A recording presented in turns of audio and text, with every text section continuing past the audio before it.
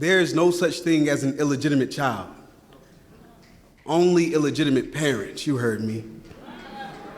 And I'm a victim of this sickness that's an epidemic, leaving me subject to these societal ills, all of the symptoms, not just me, all of my siblings. So I rehearse this verse versus these statistics to reverse the hearse and hope that you might listen. Growing up, when they told me I looked like you, I thought they had a sixth sense or that I was the Christ. And I know that's not biblical, but can you blame me?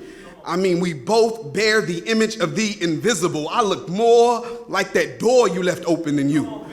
Slightly cracked, completely inadequate, wondering where my daddy went. Stuck between being the Fresh Prince and screaming, to hell with him. Then crying till my uncle feel me in his chest when I asked, why he don't want me, man?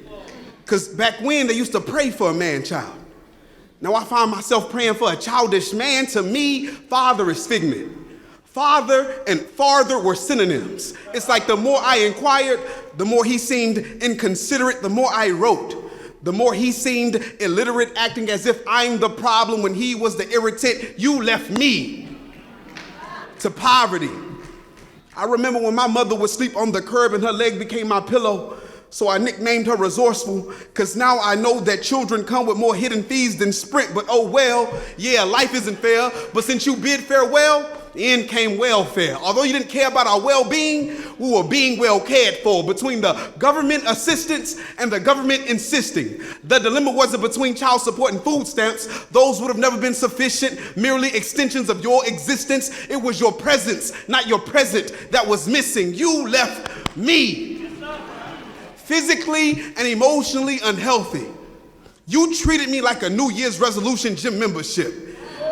Yeah, you got me here, then forgot me here. My father never exercised his right to be my father. He lunged and dipped out of my life. Sad to say, we didn't work out, but it still felt like I was getting ripped. He let himself go and so did I.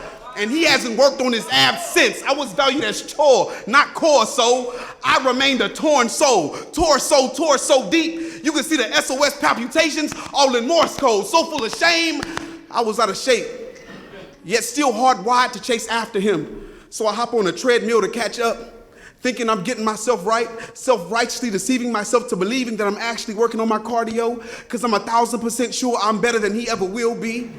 But we all know the results of the Maury show. I am not the father, and I am not my father. But the paradigm shifted. The perspective switched from the unjust screaming injustice to the Father of lights with whom is no variableness. My God, you gave your son over to poverty that I might be rich. You gave your son over to physical abuse that I might be healed.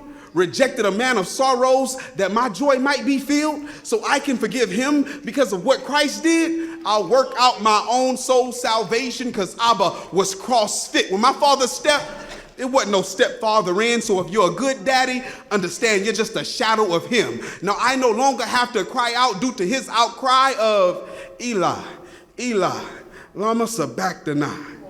Y'all pray for me.